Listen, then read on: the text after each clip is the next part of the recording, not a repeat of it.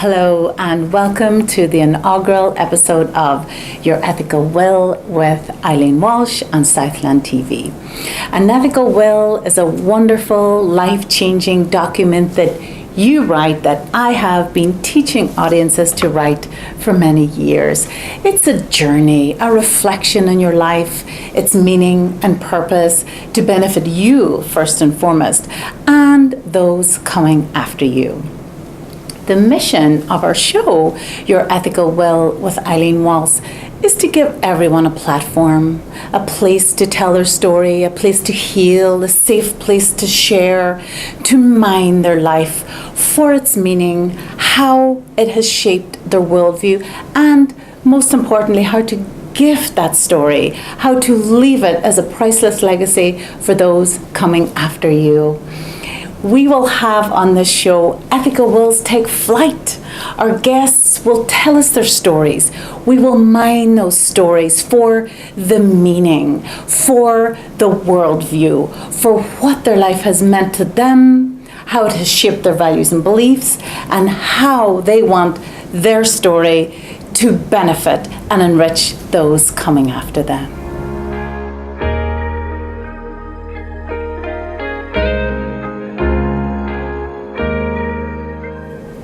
The life of our first guest on our show today, at first blush, looks like normal middle-class success. Celia Cologne is happily married. She has 4 beautiful children, successful career, motivational speaker, and volunteers time to a host of wonderful causes. But Celia's story, her journey to that happy life, is far from rose-strewn. She has suffered childhood abuse, violence. There has been rape and incarceration on her journey to the life she lives today. And she's going to take a look at that life for us, talk about her stories, what those stories taught her, the value she now lives her life by, and what she wants us to learn from her story. Welcome, Thank Celia. you, Ms. Walsh. I want to say it's a pleasure and an honor to be here. I want to thank you for allowing me to come on your show, to share my story, to share my journey, to share my vision with the world. I do really appreciate it. Thank you for being here. Thank you, and we are delighted to have you. Let's start with your childhood. Are there a few memories from childhood that stand out, and is there a reason for that? Yes. One of my memories that stand out, as far back as I can remember, like Ms. Walsh explained, I lived a childhood that I wish never existed. The abuse began at the age of 3 and stopped at the age of 11. And the reason it was stopped is because I took action to leave. And this is one of the childhood memories that stand out in my life. It was the moment that it was now or never type of situation. Mm-hmm. So because my childhood was steeped in abuse of several forms, physical, emotional, sexual, neglect, the people that raised me abused drugs, abused alcohol, abused each other, and because of this I suffered. My mother suffered from mental illness, and this is why the abuse took place. It's a stigma, especially in communities of color, for us to go seek medical help when people have mental issues. We are embarrassed or talked about and ridiculed, so people don't seek the help that they need. And sometimes they need to be medicated. Sometimes they don't need to have children in their care. So this is why things happened at times. So at the age of 11 years old, it was a typical day. My mom was fighting with her boyfriend as usual. It was the norm to me. And this day, my mom was rolling tortillas, and she used to make they're called rolling sticks, but she used to make them out of different material. Mm-hmm. Wood, plastic, metal, aluminum, whatever. And this day, her and her boyfriend were fighting in the kitchen, and they started fighting as usual. He beat her, but this time he beat her really bad and beat her with the pole that she was using to make the tortillas. And it was like aluminum or steel. I just remember the color. I don't really know exactly the material. But to me, in my mind, it was a steel pipe. So he abused her, he beat her, and then he left. And when he left, she was laying there unconscious, full of blood from him beating her up. And that's when it hit me. It's now or never. if not, I'm going to die here. That's how I felt. So I grabbed my mother, my brother and sisters, put them in the station wagon, and I drove halfway to Chicago from Florida at the age of 11. How did you know how to drive? I learned how to drive at a very young age. By the time I was 10, my mother comes from a family of migrant workers where she learned how to drive at the age of 8. So it was very important for me to learn how to drive. We picked apples, oranges, strawberries, things like that. So that was a moment of my childhood which would never leave me, and, freed me from that abuse at that time. So that's one. Yes. And I do apologize, but sometimes opening up an old wound brings back memories. And we hope to heal. And that's why I do my speaking. It allows me to heal, and it allows others to heal, and it gives them the idea of hope. And sharing hope with people is something that, it's a privilege that I don't take for granted. I can't understand it, but I enjoy it. And tell me about your teenage years and after you arrived in Chicago. So after we arrived in Chicago, we moved into one of considered the poorest neighborhoods, which is South Chicago, gang infested, drug infested. And we moved into a house, an apartment building that was just the whole building. There was 6 apartments, and it was full of gang members and drug dealers, of course. But back in the late 80s, early 90s, gangs aren't what they are now today. So I seen it more as a family. They actually would have cookouts and protect the kids in the neighborhood. They wouldn't let you write spray paint in the neighborhood. So to me, they were protectors. I shared my story of abuse with a few of these guys, and they were willing to protect me. They had guns. So to me, they were like my saviors, because if this abuser came back, they were willing to take his life. And to me, I fell in love with them. I was in awe with them because I had a sense of false love. What an interesting perspective. Was there any sense for you at that time, Celia, gangs are bad, gangs are terrible? No. Was anyone telling you that? No, I never really had any sorts of guidance or a great role model in my life. So these were my role models at that time. They were feeding me, they were putting clothes on my back, things that I was missing from a normal life before that, because of the abuse and the drugs that were in the family at that time. Sometimes we would be without food, without lights, without gas. So for someone else to step in and to actually provide the bare necessities to a child who's going through abuse, you're a savior. Absolutely. So it's difficult and it's different, and people don't see it that way, but you never know where somebody's coming from. Absolutely. So that's how that happened. And I got heavily involved with the gang, so therefore I wasn't really in the house that much anymore. I wasn't abused, physically or mentally anymore, sexually, not at all. We had left that monster where he was. And then I started dating another gang member at the age of 15, my first boyfriend, and I had a daughter at the age of 16, so I was a teen mom. But then I started living my mother's life and her path, and my first relationship was domestically involved from day one.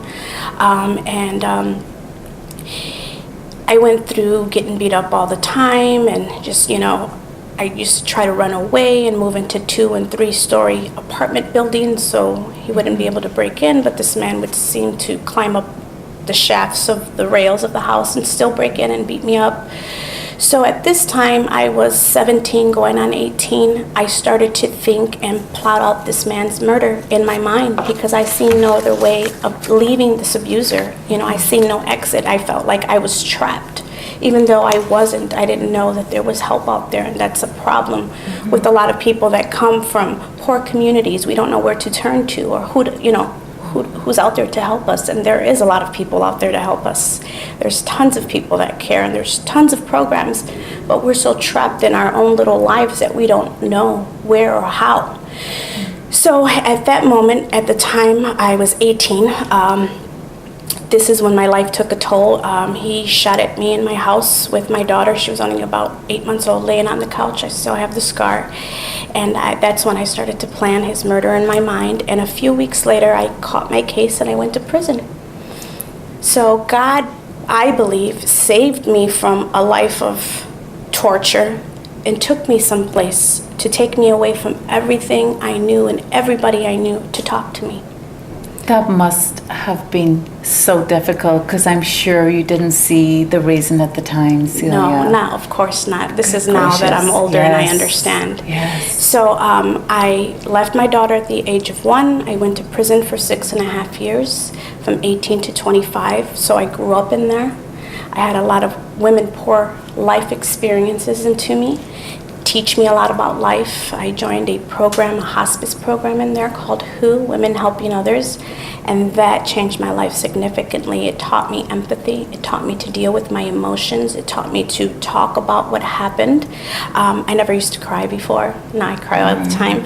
I wasn't in tune with myself. I didn't love myself. I didn't love and understand my emotions, so therefore I was full of hate and anger, mad at God, mad at my mother, mad at the world, as to why all these things were happening with me, and I didn't understand at that time. But I found God in 1998 through this program, and I continued with therapy when I came home, and this changed my life and changed my perspective in life, my outlook in life, and made me value my life every chance that I get to enjoy my life passionately. I do. Absolutely. What an amazing experience. Can you pinpoint the moment of change or the instrument of change? Was it gradual? It was gradual, and I used to keep a journal for the last 2 years and write all my emotions and my feelings and people that I wanted to talk to and things like that. And it taught me a lot about myself, self-discipline. I used to read a lot of books about self-healing and, basically everything that you would pay a psychiatrist for. I kind of did to myself on my own by investing in myself and reading and learning, being told a story. Yes. That's how everybody learns. People fail to realize that we wouldn't even know about God if there wasn't a Bible that existed, which is just a story. Yeah. So I thank you for the work that you do. You're an angel. Thank you. And one of the things I love to ask people when they're telling their story is, can you isolate a thing or a person or a place? And it sounds to me like that thing might be the Bible for you. Yes. That place may have been, of all places, incarceration, and the person God, yes. And he was able to heal me, heal my heart, heal my wounds, as everything does with time. And from then I came home at 25. My daughter was 7.5 years old, and my goal in life was to provide a safe, loving, nurturing, supporting environment for her and never allow her to go through any of the hardships that I went through. And I wanted to live a life that I can be proud of, that I can smile about every day, and that my children can be proud of, and leave a legacy behind that, stands for something. Oh my, I love the idea, Celia, that you said you started living your mother's life because you didn't know anything else. Even though there was a core resilience, that little 11-year-old who knew to leave was inside there, but you didn't have guidance, you didn't have mentors, role models, and you started to live her life. And one of the values that you live your life by is your daughter is not going to continue that lifestyle of abuse and destruction. I broke the cycle of abuse, as I like to say. My oldest is 23, Amanda. She's an honor student, graduated with honors with Olive Harvey, and now she's a student at NEI, going to be a history high school teacher. In our community, that's considered, beating all statistics. She has no children. She's a college graduate, going to have a very healthy middle-class life. So to me, that's success alone. Yes, and tell me about your other children. So my son is 13. He's in 8th grade, and he's John Xavier, honor roll students. They go to a Catholic school. My 11-year-old is in 6th grade, honor roll student, and my little princess, Amaya Rose, she is 19 months old. And the man who helps me take care of all these children is my husband, Mr. Celia Cologne. He's a very loving, supporting, nurturing father. So I've been blessed, and that's the true success in my life, is having a strong foundation, a safe foundation, a loving foundation at home. And for some people, it's automatically given to them. For some people, you have to claw it. You have to claw it. You have to create it. And create it, absolutely. Let's talk about some of the core beliefs. Now, with that very, very difficult struggle to find yourself, what are the 3 core beliefs that you now live your life by, the values The that guide values you. that guide me, of course, is God, believing in myself, but I like to call it the 4 C's of life.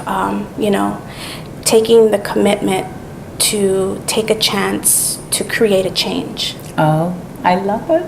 And it'll happen. You have to be consistent, and you have to want it more than anything in the world, and you can't let other people distract you from your mission, your journey. I believe that God has given me the privilege and the courage to share my story with others, to stand as a role model, to bring them.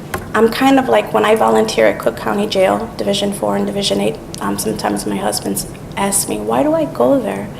Since it was such a horrible place. And I said, because I wish somebody would have came and spoke to me. And to give people hope, I'm like the link between their past and what their future could be if they decide to change. Yes, because you go in there knowing, having stood in their shoes. And one of the things I think is most powerful for us to change or to take stepping stones out of a difficult situation is to see someone who looks like us, who grew up like us, who had experiences like us do the same.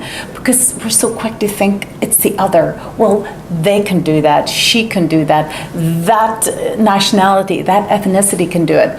When you see someone who looks like you, sounds like you, went through your experiences, and they came out of there, that is so powerful. Yes. What a mission to live your life by. The officers like when I go in there, because I can actually go in there and say things to them that other people can't say. Mm-hmm. When they first see me come in and they think I'm a counselor or a guidance, counselor of some sort, until I start peeling my life back like an onion. And I see the tears. And sometimes there's people there that don't want to hear it, but that message isn't for them. Not yet. Not yet. It's for the people that need to hear it at that moment, and who are ready for a change and ready to commit to change. Because I'm living proof that anything can happen. Through my job, I work for an international diabetes research center. I've been working there 3 months since I've been home from prison. I came home in May 26th of 2000. I started working for the research center in August of 2000, and then within 3 months I started traveling internationally with my job. And I believe God did that to give me visions of how beautiful the world is. And that's where my motivational speaking came in, and that's why I call it God giving others dreams, because he gave me dreams. And I've been everywhere, from Montreal to the Bahamas to Cancun to you name it, I've been there. Celia, many of us who have had difficult episodes in our past hide from it. We try to cover it over, especially when we have gotten out of the lifestyle. How did you find the fortitude, not just to move past that difficult past, but to use it as a stepping stone, and more importantly, to present it as a stepping stone for others? Where did you find the forgiveness and the humility to use your story to that end? Because that is what's most exceptional of all. Not that you came out of it, although that beats the odds, but that you're prepared to use it to help others. Well, I feel that in order to forgive, you have to forgive others, because if not, you'll be stuck in a prison your whole life. You'll be you'll feel like you're the victim, and you're owed this and you're owed that, and you're not living in your past anymore. Nobody can hurt you anymore. You have the ability to create now. When I was young, I had no, control over my life and the things that were happening in my life, because I was a child. Absolutely. But now that I have control over my life and the things that are going to happen in my life, I'm the one creating them. I know my power, and that's the thing. We all have the power to create. We all have been given the same willpower. Nobody is, we might have different skin tones, but we all have the same soul, and we all bleed the same color. So therefore, we all have the same 24-hour clock. And what you decide to do with yours and what that person decides to do with theirs will create their life. And I know this, and I've learned this, through my pain and struggles, and that's what makes me, uniquely qualified to go in and speak to people that suffer from sexual abuse, suffer from domestic violence, from mental abuse, from neglect, from just horrors that I've been through from being in a gang, all of these things that have now shaped who I am and made me appreciate everything in my life came from horrible situations. You don't grow from having a peachy little life, Growth comes from pain, comes from struggle. Beautiful. Celia, what would you say to those watching who are still in one of those painful situations, or someone who just wants to grow themselves, who finds themselves in a place that they don't have a mentor, they know they're suffering something right now? Do you have some pearls of wisdom from that beautiful experience that you took from a very dark place? You have to be committed to change. You have to be committed to taking a chance. You have to put yourself out there. You have to attach yourself to people whose life you want to resemble. You have to, actually get off the couch, because nobody gave me anything. I've worked very hard for everything that I have in my life, and I still am. I have a book coming out, which is going to be a resource tool to hopefully stop the revolving door to the prisons and the drug rehab centers, because at the end of the day, somebody is suffering from some kind of abuse, and that's why they're masking it with, like I like to say, sex, drugs, alcohol, social media, They're masking the underlying root, and they're not dealing with it, but you have to head it, just go straight for it like a bull and just run right through it, and it'll pass. Everything will pass. It's not going to last forever. And the thing is that when we revisit something that hurt us in our past, we are creating them tears. We are creating that hurtful moment because we are mentally reliving it and revisiting it. So it's like constantly picking at a scab and making it bleed again.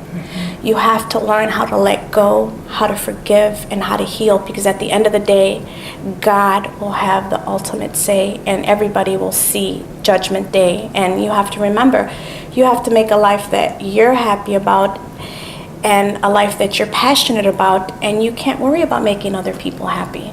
You have to worry about yourself and be a little selfish with yourself, because we don't pray for ourselves. We don't take the time out to care about ourselves. And how can we give to others if we're not whole?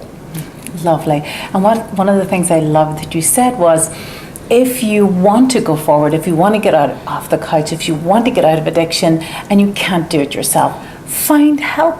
There's lots of help out there. There are tons of mentors, there's organizations, there's groups. Just reach out, and someone like Celia and the many organizations that she works for will come like that visiting angel and help you out of your situation. Good people are out there.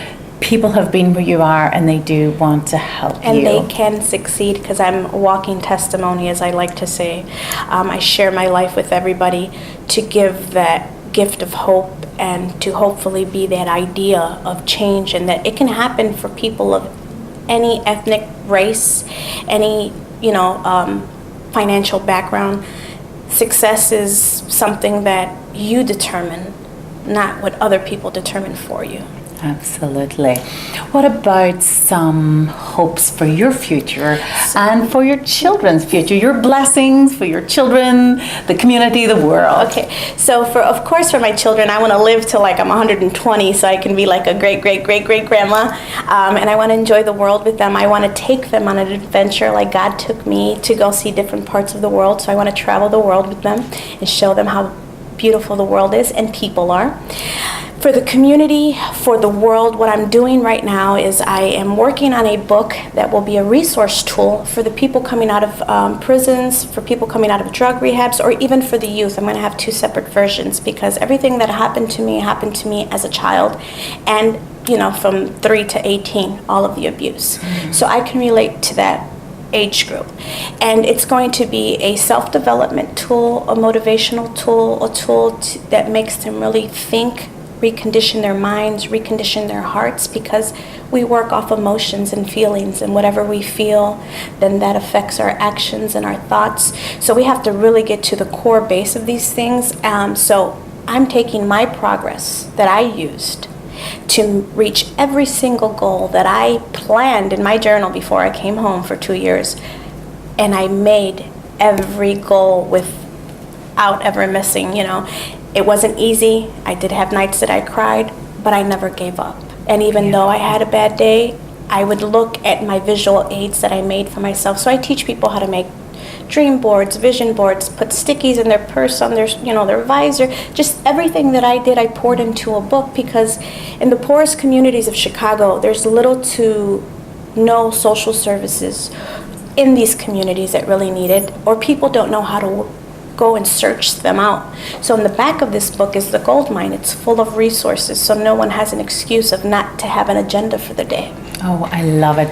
And if any of our viewers either personally need the help, or teachers, educators, community leaders who would love to reach out to you, Celia, why don't you tell them how they could contact you? You can call me at 312-804-8209, or you can reach me on email, Celia Cologne, CELIACOLON08 or find me on Facebook. And another thing that I want to do through this book is I want to save a partial proceeds is going to help me open up empowerment centers in the poorest communities all over the world. That's what I want to do. And when I mean empowerment centers, I mean empowerment centers that are going to empower these children, but these children are going to be able to take these core values and lessons and take them home to build their families. And then we're going to have our communities built again through these community empowerment places, because I want to make them financially astute. I want to build their self-values with arts and dance and everything that we see on TV that's not at our reach in these communities. And I want to be able to provide these services for free, because people can't pay for them. That's why a lot of people don't get into things. And teach them to be entrepreneurs, teach them to be business owners, painters, carpenters, beauticians, the stuff that the vocational schools teach, but all in one center at home with people of their peers teaching them, so that they have role models, they have somebody to go to if they're being abused, and we can find them somewhere to go. It'll be a huge impact in the world, and that's what I want to create. I love it, and I feel a wonderful kinship with your mission, where we just want people to realize, no matter where they are, that their life is valuable, and that there's wonderful hope and resources. There's love in the world. You just got to go out and find it. Yeah, we'll bring it to you. What about any closing thoughts? Is there any one little thing you'd want to leave our viewers with? I just want you to know, and I want everybody to know, that life is what you make it. You need to believe in yourself, love yourself, believe in God, and have faith. Take a chance to live a life and create a life that you want, because I believe that everybody has something, a special gift to share with the world, and we're waiting for you. Thank you. Thank you An honor. so much. I have loved having you on the show. You are our perfect first guest. Thank you. We wish you nothing but the best for the future, and thank you so much for being here and for your valuable insight. And I want to thank you for being an angel and helping people share their stories, because that's one of the most powerful tools we own, is our voice. Thank you. Thank you. Have a good night. I encourage all of you viewers to write your ethical will. Your unique contribution is necessary to the world's stories. Your words are jewels, valuable to you and those coming after you. Let me teach you how. Contact me. I will show you how to write your story step by step, simply and easily, so you don't get bogged down. It's a wonderful process. It will be the richest journey you have ever taken, and who knows, maybe you will be my next guest.